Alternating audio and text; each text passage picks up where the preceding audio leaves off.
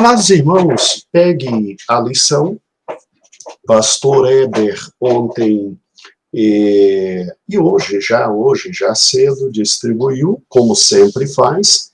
A gente sempre distribui a lição no próprio final da escola dominical e depois já manda de novo e no horário do culto manda de novo, né? Então, louvado seja o nome do Senhor Jesus, que bênção estarmos na casa do Senhor. E que alegria te ter, meu amado irmão, nesse dia que para nós é muito significativo. É o dia do retorno, um dia em que estaremos juntos na presença do Senhor Jesus. E eu não vou levar a escola dominical, como sempre levo todo domingo, 1h10 de estudo, vou terminar um pouco antes, que nós temos que dar os avisos finais para o nosso retorno, tá bom? Então, louvado seja o nome do Senhor Jesus. Me sinto muito feliz pelos irmãos que já estão conosco e vamos, por gentileza, pegue aí, por gentileza, a sua querida revista e, tal como a minha que aqui está, tá bom? Deixa eu pegar aqui também a minha. E veja que nós estamos hoje, louvado seja o nome do Senhor Jesus, finalizando a nossa lição número 6, tá bom? Ao final, Pastor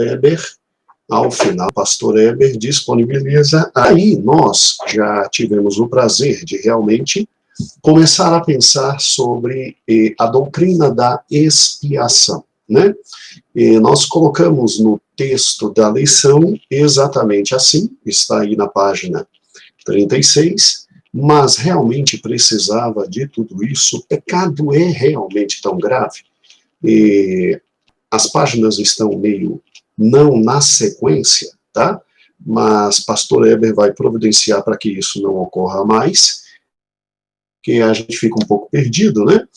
E a lição, quando ela literalmente começa com uma indagação como essa, é lógico que é uma pergunta para nos chamar a atenção, né? Precisava realmente de tudo isso? Cristo precisava padecer? Cristo necessitava literalmente morrer?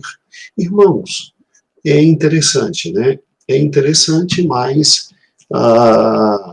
Deus, desde o Velho Testamento, Deus nos traz a noção de que, sim, precisava falecer, precisava morrer e precisava derramar sangue. Sim, precisava derramar sangue. E aí, realmente, nós, você pode acompanhar aí, após a página 36 a 37, não está na sequência, está em cima, isso. Aí nós vimos a primeira parte, né, para poder entender porque se havia exigência muito grande da necessidade do sangue, da morte cruenta de Cristo. Só tem um jeito de entender, você compreender o nível da ofensa. O nível da ofensa. E aí, quando a gente pensa no nível da ofensa, da encrenca que nós entramos, meu Deus do céu, não é simples. Não é simples. É aquela velha história. Você ofender uma criança já não é simples. Né? Uma criança de uma família já não é simples. Meu Deus do céu, ofender o próprio Criador, aí não tem condições. Aí, obviamente, Adão nos colocou num problema muito sério, extremamente sério, que nenhum de nós poderia sair. Porque nenhum de nós tem condições de pedir perdão ao ofendido, que é o próprio Deus, e nenhum de nós está à altura do próprio Deus para pedir perdão ao ofendido. Daí o fato de que Deus teve que enviar seu Filho amado para realizar o que nós chamamos de expiação. Tá? E aí a doutrina, uma das doutrinas mais centrais do Evangelho. E já que estamos estudando aquilo que nós, no Brasil para Cristo, cremos, desde a última lição, nisto cremos 1, estamos na lição número 2, nisto cremos 2. Então chegou o momento de ir a fundo na questão da expiação. Ok. E o que significa a expressão e, por gentileza, pegue a sua lição, página 38, e começa falando do que nós chamamos de expiação vicária, e na página 39, é que está bem fora da ordem, mas está bom, ótimo, tudo é por Deus. A página 39, inclusive, está depois da querida foto aqui. Aí a página 39, e continuando a página 38, explica exatamente o que é a expiação vicária, não é? A expiação vicária. E vamos para a página 38 para entender o que é a expiação e, por consequência, entender o que é a expiação vicária. Senhor Jesus amado, nós te agradecemos por um momento tão bom como esse. Dá-nos uma escola dominical maravilhosa. Começamos louvando o teu nome, cantando e adorando o teu nome pelo sangue derramado. E louvamos o teu nome por esse momento tão bom e tão glorioso. Então, pegue por gentileza a página 38 e para a página 39, que está em cima da 38. Tá bom? Vamos lá. Na página 38, 2.3, expiação vicária. Irmãos, o que significa expiação? Né? Expiação. O que é expiar? Tá? E aí depois veremos em que consiste a expiação vicária. A palavra expiar, como eu inclusive coloquei aí, ela é uma palavra, obviamente, de origem do Antigo Testamento e que depois é utilizada de forma muito presente no Novo Testamento. Mas expiar vem do Antigo Testamento e no hebraico significa capar. Capar. É o verbo capar, ok? E acho que interessante se torna quando você pensa que, pastor Heber já nos ajudando, obrigado Heber, Deus te abençoe. Heber já colocou as páginas em sequência, então é só você reabrir, tá bom? É só você reabrir aqui, ok, obrigado pastor. E aí é só clicar, que vem tudinho as páginas em sequência, já colocou e já enviou para todos os grupos. Olha que interessante, então agora está excelente. Obrigado, Heber, Deus te abençoe. Quando você pega na página 38, eu fiz questão de colocar aí de onde vem expiação. Irmãos, hoje uma das doutrinas mais importantes da palavra de Deus, né? E os grandes autores dizem que a doutrina da expiação é a própria doutrina da cruz. Então ela está no centro do Evangelho, na convergência de todas as demais doutrinas, e tudo só tem sentido quando se entende o que é expiar, ou expiação e a expiação vicária. Eu acho interessante que o verbo capar significa exatamente fazer resgate. Fazer resgate. E fazer resgate de quê?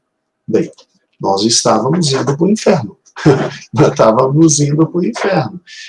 Nós caminhávamos com a natureza adâmica do lago de fogo e enxofre.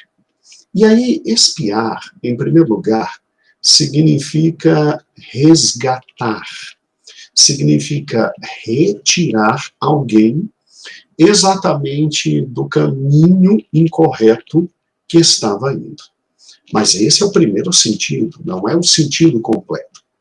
Partindo da noção de que alguém está a perigo, e que alguém corre sério perigo, então o verbo capar, em primeiro lugar, significava resgate, significava retirar esse indivíduo exatamente do caminho de morte. Também significava no Velho Testamento retirar alguém da condição terrível que se encontra. Então, expiação também era atrelada à noção da escravatura, e quando alguém retirava outrem da escravidão, estava também resgatando. E é interessante que Cristo fez exatamente isso por nós.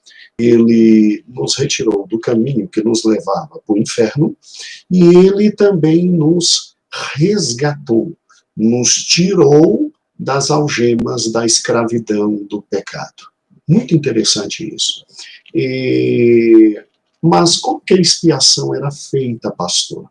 A expiação era feita através de um ato extremamente simples e estabelecido pelo próprio Deus.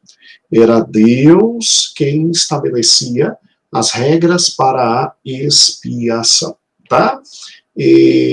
Então, nós pegamos um conceito humano, absolutamente humano. Expiação não nasceu com o Velho Testamento, tá? Expiação já era feita muito antes do Velho Testamento ser escrito. A expiação era uma prática normal no meio daqueles que estavam vivendo na época do Velho Testamento. E aí Deus somente pegou o quê? Deus somente pegou uma noção humana que nós tínhamos e trouxe essa noção para o mundo espiritual. Ah, pastor, que interessante. Então, antes de Deus simplesmente estabelecer a expiação como um rito religioso, a expiação já existia? Já, é lógico que existia.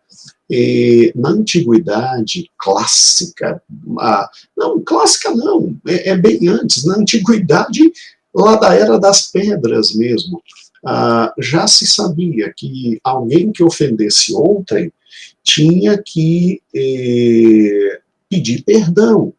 E para pedir perdão, tinha que simplesmente apresentar algo à altura para o grande perdão daquilo feito.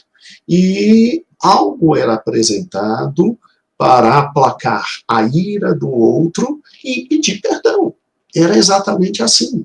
A expiação existia também quando eu queria pagar uma grande quantia para salvar alguém de uma situação de exploração ou de uma situação de escravidão.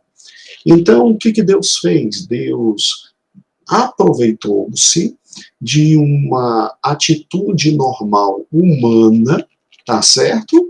E Deus disse, eu vou usar o que vocês conhecem para que vocês me peçam perdão, porque senão vocês vão tudo para o inferno. E então, o que acontece? Expiar e resgatar. Expiar é, então, retirar alguém de caminho que ele estava trilhando para a morte.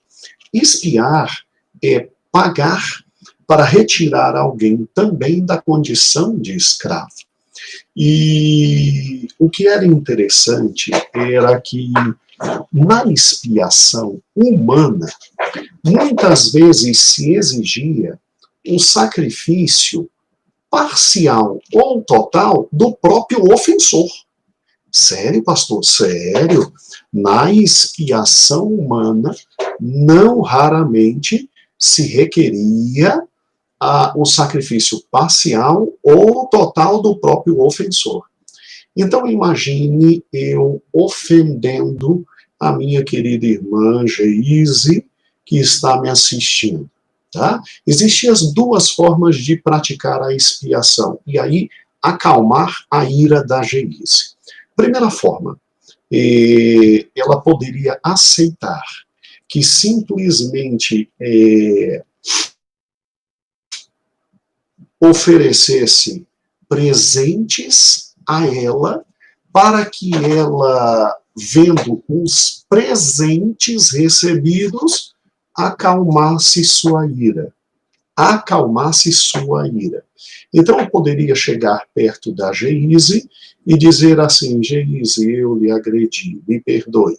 Aqui estão 100 touros, aqui estão 500, que Jacó, morrendo de medo, mas morrendo de medo mesmo, Jacó, ele envia na frente muitos presentes para o seu irmão Esaú. Você sabe por que ele estava mandando presentes para Esaú? Porque Esaú já tinha dito: eu vou te matar, moleque. Eu vou te pegar. Deixa papai falecer. Aí a gente entende por que Isaac demora tanto para falecer. Porque Deus conserva a vida de Isaac até que Jacó volte, aperte as contas com Esaú, e literalmente, quando Esaú não mais desejava matar Jacó, aí é que Isaac pôde falecer, tá bom? Mas nós vamos estudar isso na quarta-feira, não se preocupe, estamos estudando Isaac. Então, olha que interessante, eu agredi a Izinha. A Izinha poderia me perdoar através desses presentes. Expiação significa exatamente isso. Resgatar alguém de um problema muito sério, aplacando a ira do ofendido. E a gente podia aplacar a ira do ofendido por intermédio de presentes. Ok. Agora, às vezes a Izinha tinha o direito de dizer: negativo. A minha ira não se aplaca dessa forma. Quer aplacar a minha ira? Olho por olho, dente por dente. É assim que você vai aplacar a minha ira, meu amigo. Fala isso não, pastor, pelo amor de Deus. Então, a Izinha poderia te machucar? Poderia. Eu machuquei o braço dela, ela vem e machuca meu braço. Eu ranquei o olho dela, ela vem e arranca meu olho. Então, olha que interessante. Às vezes, a ofensa era tão grande que era literalmente olho por olho e sangue por sangue. Não tem papo, não. Matou meu filho? Eu vou matar teu filho. Matou minha esposa? Eu vou matar tua esposa. Às vezes a ofensa era menor. E aí um presente, ou seja, a reparação financeira era possível. Havia tanta expiação no primeiro caso, da reparação financeira, quando havia expiação no segundo caso. E, no caso relacionado a se exigir a mesma agressão a quem foi agredido. Também expiação. Tá? E o que é interessante é que, então, o ofendido, ele tinha o direito de escolher o tipo de expiação que queria. Porque para que servia a expiação? A expiação servia para acalmar a ira do ofendido. O ofendido tinha o direito de escolher o tipo de expiação. E a expiação tinha, sim, a meta de, após o ofendido, ou responder com o seu patrimônio, com a sua própria pessoa, ele simplesmente aplacar a ira. Aplacar a ira do próprio ofendido. E aí o ofensor, coitado, estava na mão do ofendido. E, às vezes as coisas saíam da ira. Aí era exército em cima do outro, arrebentando, e arrebentando, e arrebentando. Tá? Então toma muito cuidado com isso, porque Deus só pegou algo que existia na época e Deus simplesmente permitiu-se humanizar. Olha que Deus maravilhoso. A gente ofendeu somente através de Adão de grande santidade, e a gente só ofendeu o Senhor. E Deus, obviamente, por seu amor, Deus pega e faz o seguinte. Deus diz: bem, deixa eu ver o que eles compreendem, para que eles entendam como eu vou perdoá-los. Como eu vou perdoá-los. Aí, obviamente, Deus nos concedeu a expiação vicária. E Deus disse assim, olha, presta atenção. Vamos lá. Eu vou conceder a vocês algo que vocês não tinham direito. Eu vou conceder a vocês a possibilidade de vocês aplacarem a minha ira, por intermédio não do sangue de vocês, mas do sangue de animais. Então, através de 2 sacrifícios, vocês vão aplacar a minha ira. 2 sacrifícios, vocês vão aplacar a minha ira. E o que eu acho interessante nisso é, uma vez indagado por uma irmã da igreja, ela com uma sinceridade tão grande, e uma simplicidade enorme, me perguntando, ela disse assim, mas por que Deus fez isso? Né? Quem tinha que ser arrebentado sou eu, quem era arrebentado no Velho Testamento era o cordeirinho, era a vaca, era o pombinho, porque tinha gente que era muito pobre e aí poderia levar pequenas aves. Tinha gente que era pobre ainda, tadinho, e aí cereais. Por que disso, pastor? É justo. Será que é justo? Bem, vamos lá. Vou lhe ser muito franco e vou abrir meu coração com você. É justo. Não, pastor, não acredito nisso. É justo porque o meu conceito e o seu conceito de justiça são o que há de mais podre na existência humana. É muito interessante isso. Bota isso no coração. O meu conceito e o seu conceito de justiça é o que há de mais podre na existência humana. E quando eu falo isso porque eu venho de uma formação básica. Minha formação básica para ganhar o pão de cada dia é a jurídica. E deixa eu lhe dar só um exemplo para você entender. Ontem eu cheguei do ensaio da banda, a gente ficou tão feliz por ensaiar, uma felicidade enorme, né? E a gente se preparando para hoje, né? Aí cheguei, não estava fazendo nada, orei um pouquinho, aí depois de orar eu liguei, como todos vocês, o YouTube, né? E aí ligando o YouTube estava uma aula de graça de um dos maiores juristas do país, o professor Guilherme Nutti. Quem é da área jurídica sabe que ele é um dos maiores penalistas e processualistas penais do país. E aí eu disse, opa, aula de graça? Do Nutti, deixa eu assistir.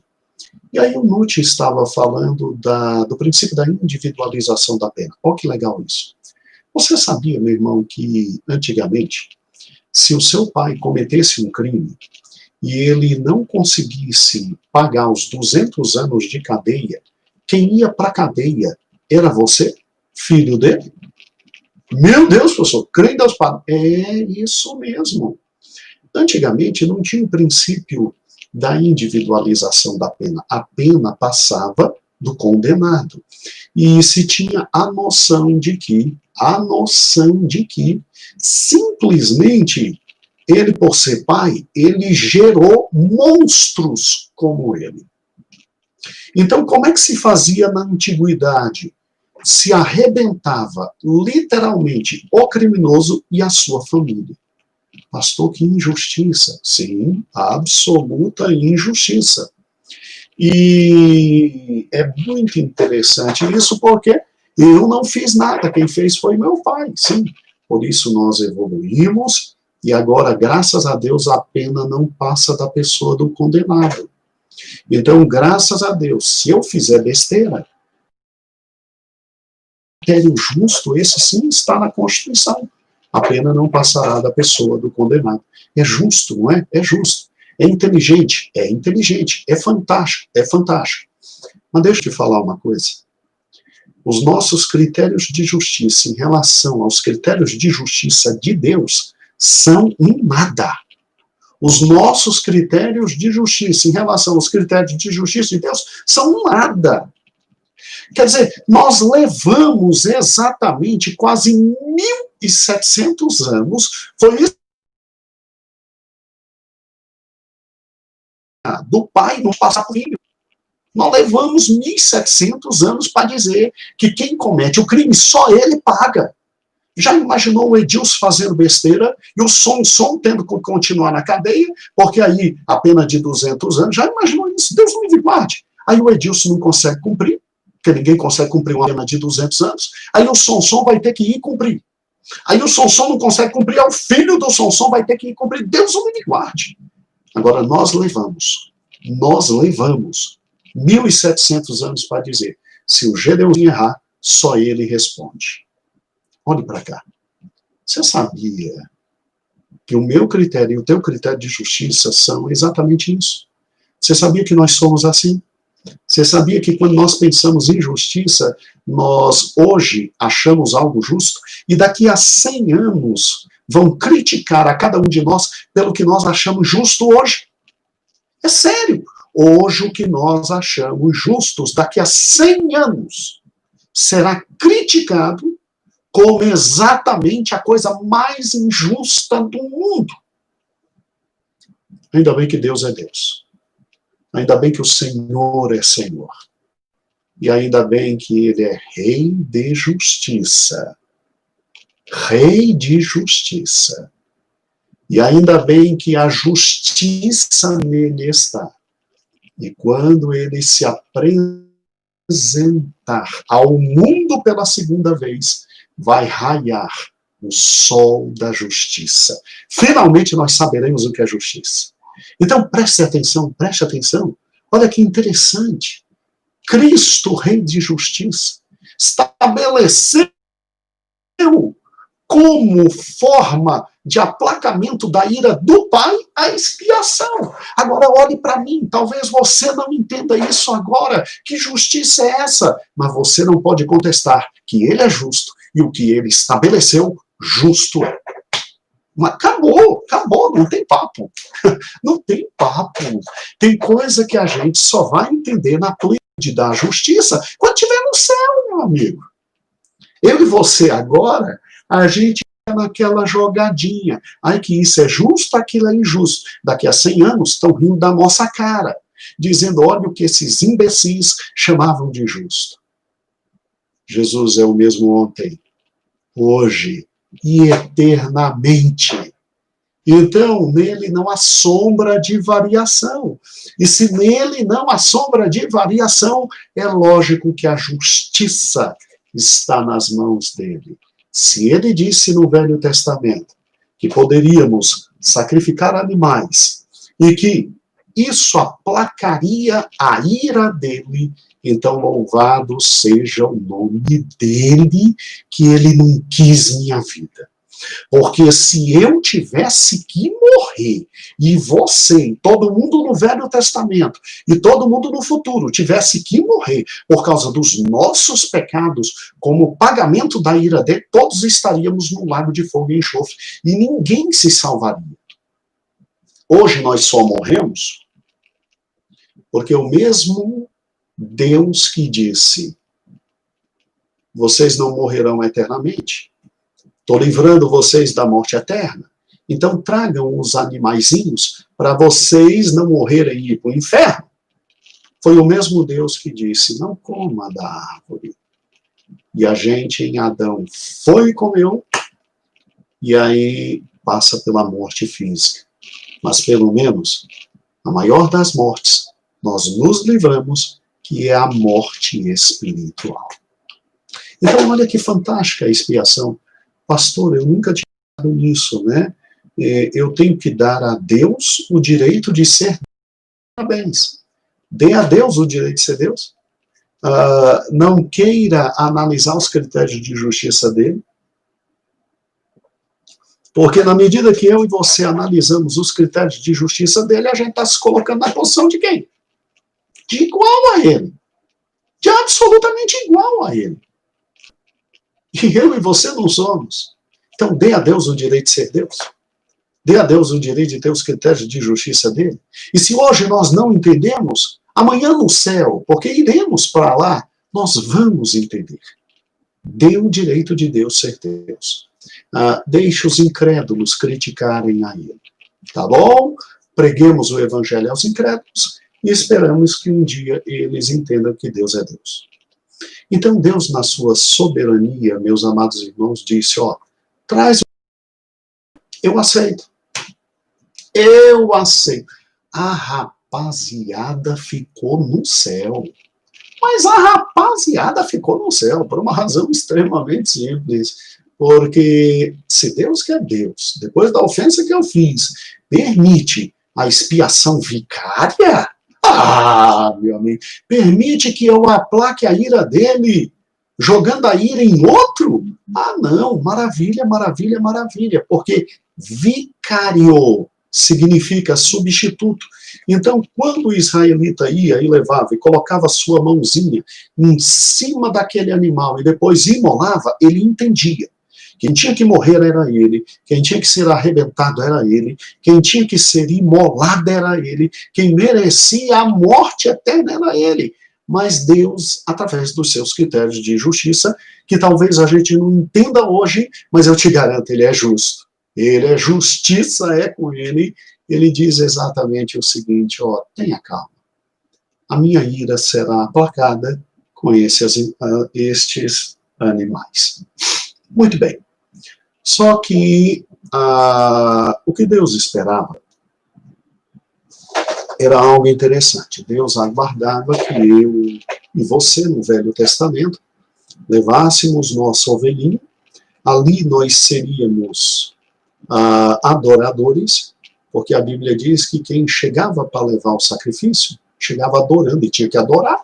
Era ele que tinha que morrer e era a ovelha que ia morrer no lugar dele. Daí a expiação vicária, tá? O perdão utilizando um substituto. Aí o que acontece? Aí o indivíduo simplesmente viciou em sacrifício. Viciou em sacrifício. Aí começava a levar qualquer coisa para Deus, porque é o seguinte, ele me perdoa, mas não é qualquer coisa que se leva. Se levava o melhor dos novilhos, se levava o sem defeito, se levava, não é qualquer coisa para ser perdoado. Já não estou te arrebentando, estou permitindo que um animal morra no seu lugar. E como eu sou justo, mas eu te garanto, fique tranquilo que a justiça é pura. Aí o povo começou a relaxar. O povo começou a relaxar, né? E de vez em quando Deus tem que dar uma apertada, né? Uma apertada boa, né? Tipo essa do coronavírus, né? Deu uma apertada tão boa em todos nós, né? Que a gente estava meio relaxado, né? A gente olhava para o templo como qualquer coisa, olhava para os cultos como criticava culto de cima a baixo, já estava começando a criticar pregadores, e aí foi bom ficar um tempinho em casa, sem a comunhão dos santos, sem receber uma série de bênçãos que só existem dentro da igreja, não há em outro lugar, sem adorar a Deus, sem ouvir uma banda de música, sem ouvir um coral. Foi bom. Isso fez bem para a gente. Porque aí a gente começa a repensar. Sabe o que aconteceu com os israelitas? Chegou um momento em que ficaram sem templo, foram levados cativos, e Deus deixou eles de molho 70 anos. 70 anos depois voltaram, a primeira coisa que fizeram, reerguer o templo para ter os sacrifícios, para ter o perdão de Deus. O perdão de Deus. É interessante isso, porque Deus tinha que resolver o problema de forma absoluta. E aí chegou um momento em que Deus iria ser aplacado eternamente na sua ira. E aí ele olha para Cristo e ele diz, meu filho, vai lá, porque agora eu vou jogar sobre você toda a minha ira. Porque eu não quero mais vacas e touros morrendo. Eu não quero mais, literalmente, bezerros sendo sacrificados. Eu quero resolver isso de uma vez por todas, e a grande questão é a seguinte, meu filho, você vai lá e nós vamos resolver esse problema de uma vez por todas. E aí surge Cristo. E o sangue de Cristo, do presente e do futuro. E aí existiu a tal da expiação vicária eterna do próprio Cristo. Abra na página 39, porque agora eu quero ler este ponto com você. Ele é tão importante que eu preciso ler com você. É o ponto 2.4, que está na página 39, e ela vai com a página 40. Abra a página 39, 2.4, importância da expiação vicária no mundo espiritual. Leia comigo e preste atenção agora em cada detalhe. Vamos juntos.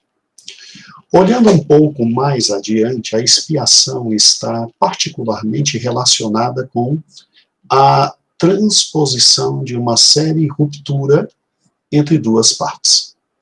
Significa realizar algum ato que possa fazer uma reparação satisfatória por alguma ofensa ou injúria e cancelar os efeitos nocivos, de modo que as duas partes possam se unir novamente. Então, em última análise, a expiação, irmãos, era para a reconciliação. Reconciliação. Vamos lá, continuando. Segundo parágrafo aí do 2.4. A expiação, desse modo, significa reconciliação. Reconciliar significa restaurar a harmonia. É unir de novo aqueles que se alienaram um do outro.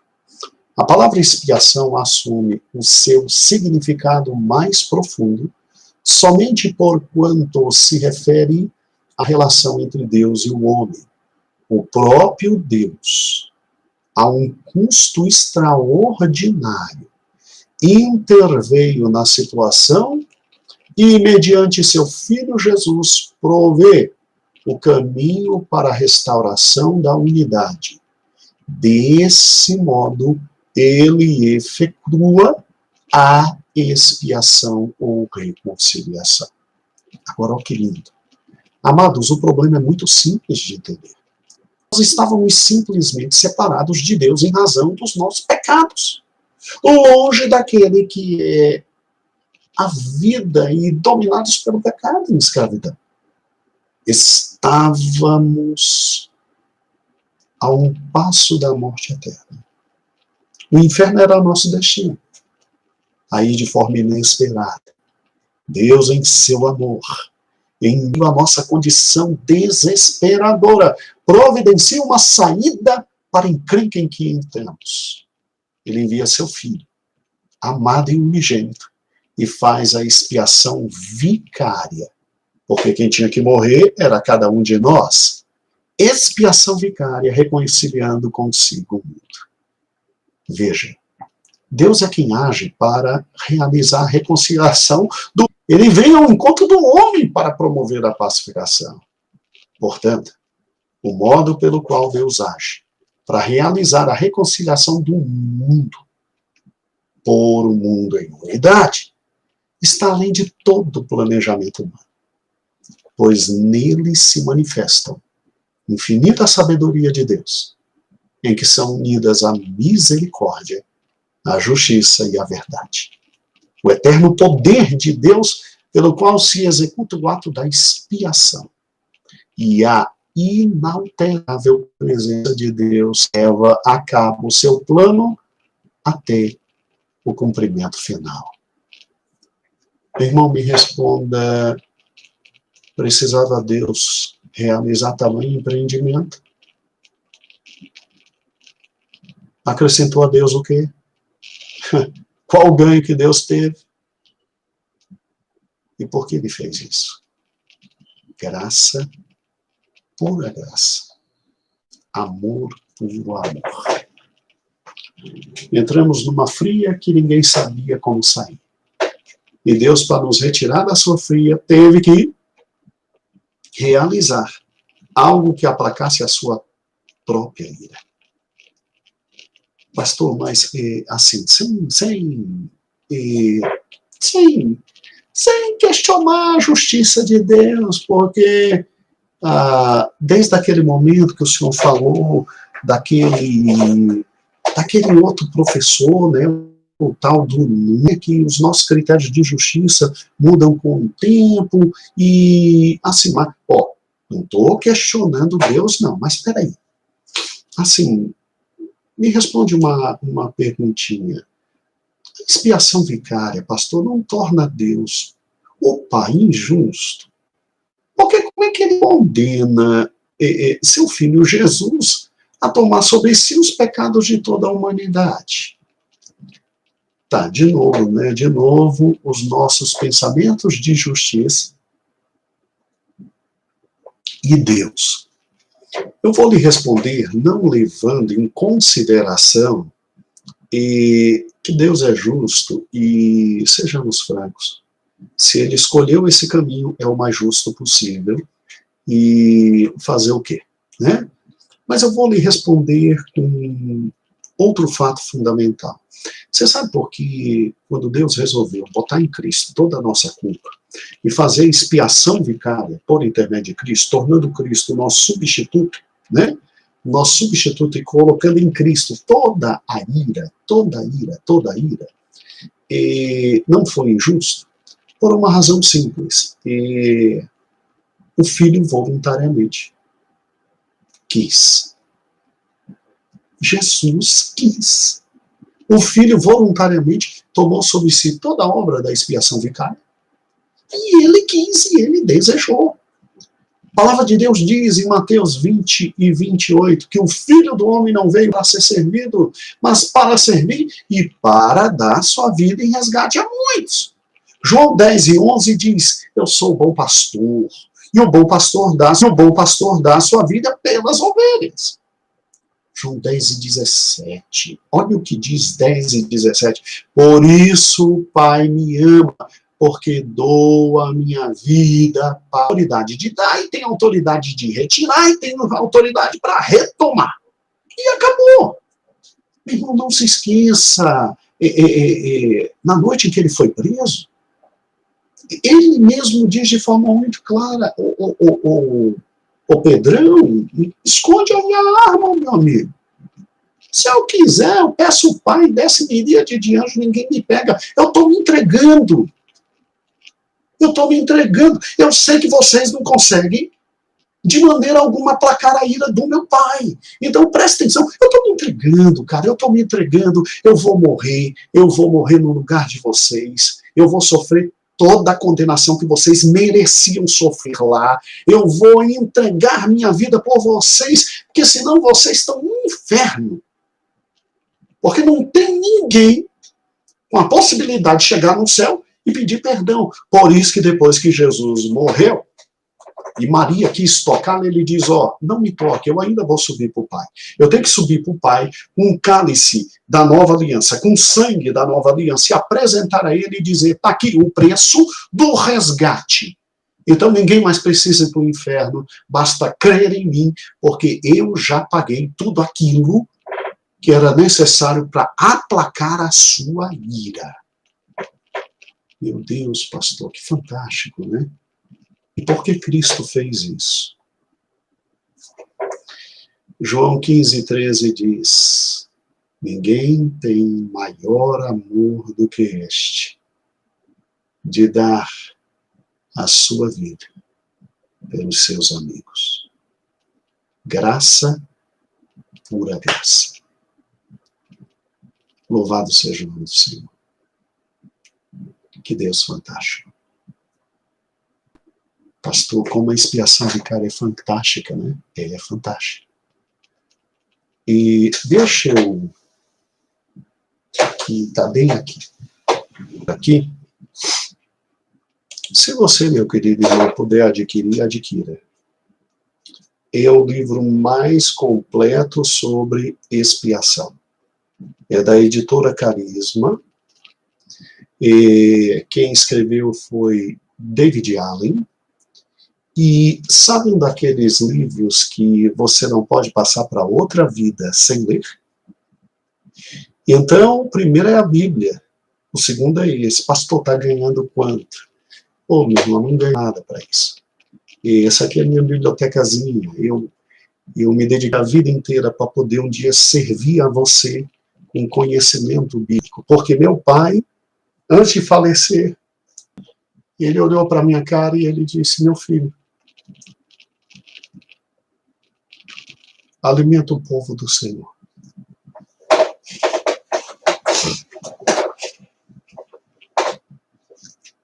Alimenta o povo do Senhor. E aí eu entendi porque na vida inteira os livros sempre me atraíram. E esse aqui é um livraço. Eu tenho mais ou menos, eu já li uma média de... Já li uma média boa de livros sobre expiação. E editora Carisma, tá bom?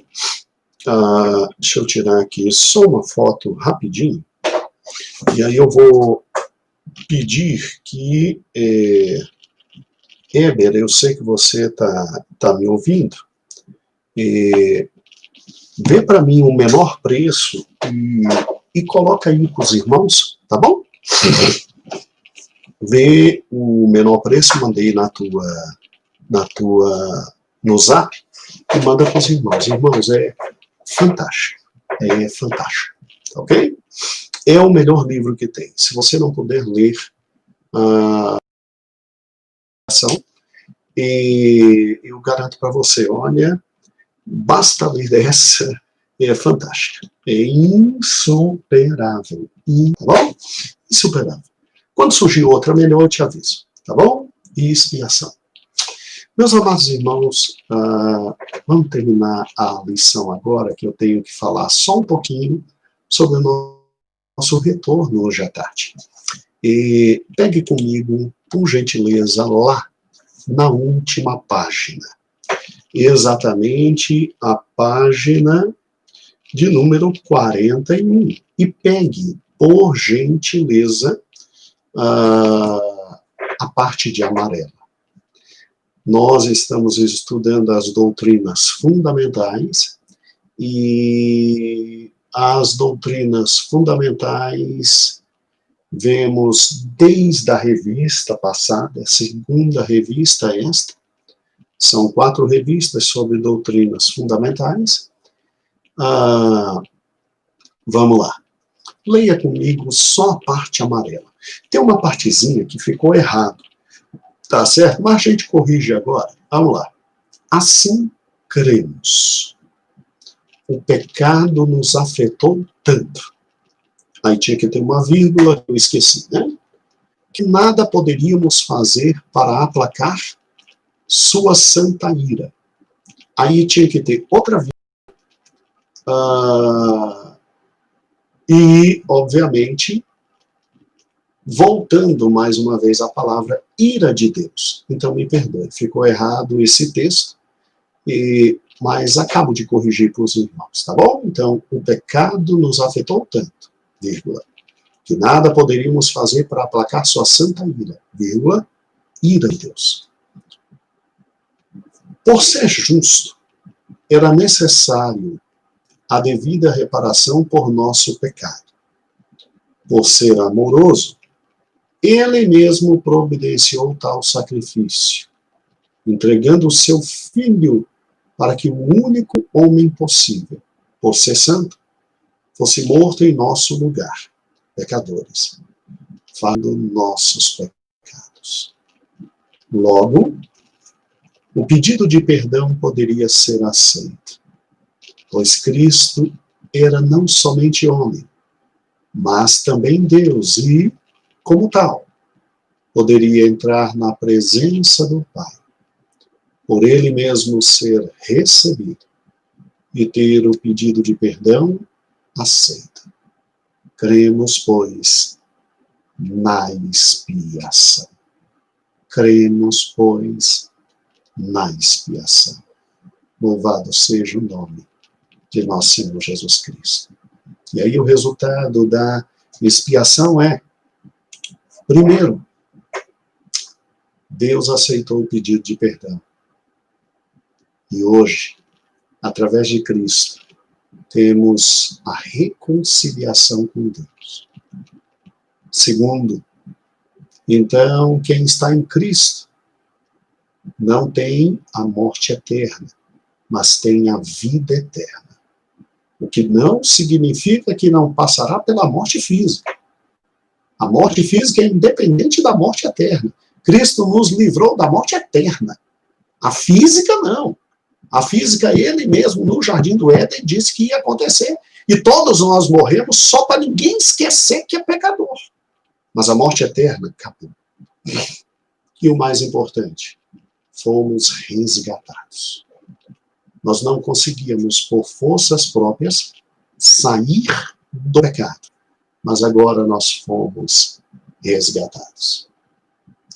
Daí porque cantamos no início, o sangue de Jesus me lavou, o sangue de Jesus me lavou, alegre cantarei, louvores ao meu Rei, ao meu Senhor Jesus que me salvou. Sem derramamento de sangue, não há remissão de pecados. E o sangue dele nos lavou. O Eber já anuncia, obrigado Eber, que o livro já está nos grupos, o menor preço está ali. Quem puder adquire, tá bom? Quem não puder, espera o Natal, espera o 13º e adquira. Amados irmãos, aqui encerramos nossa querida aula. Senhor, meu Deus, muito obrigado por esse momento tão bom que estamos em Tua presença. Obrigado pela expiação vicária. Às vezes olhamos e pensamos assim, mas foi justo, foi justo. Porque os Teus critérios de justiça são maiores que os nossos. Assim como os céus estão distantes, são os Teus pensamentos em relação a nós. Obrigado pelo Teu amor, amor indizível, amor maravilhoso, amor grandioso, amor glorioso, amor inefável. Obrigado. Tu és o nosso Deus, o nosso Senhor, o nosso Salvador. Em Ti nós confiamos. Senhor, colocamos em Tuas mãos irmãos que nesse momento estão ofertando e dizimando. E que à tarde, Senhor, levarão as suas ofertas, seus dízimos. Colocamos em Tua mão todo o trabalho de hoje à tarde, que seja lindo, as condições de ter uma igreja tão linda como aquela. E é para honra e glória do Teu nome, Senhor, que possamos estar juntos, louvando, engrandecendo e adorando a Ti, de todo o nosso coração. Nós Te louvamos.